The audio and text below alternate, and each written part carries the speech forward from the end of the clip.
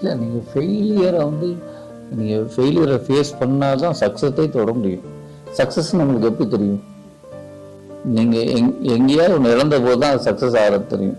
அதனால் எந்த ஒரு விஷயமும் முனைப்பு தான். என்ன மிஸ்ஸம் சார் சொல்லுவார், சேலஞ்சு அது ரொம்ப முக்கியமான விஷயம். எல்லாத்தையும் சேலஞ்ச் பண்ணேன், அப்போ தான் அது ஒன்று மோட்டிவேட் பண்ணிக்கிட்டே இருக்கும். அதனால் நான் எவ்வளோ சக்ஸஸ் இருக்கிறேனோ அதை விட அதிகமாக ஃபெயிலியரை நான் ரொம்ப ரசிக்கிறேன். அந்த ஃபெயிலியர் தான் நம்ம இன்னொரு இடத்த கொண்டு போய் வைக்க வைக்கும்.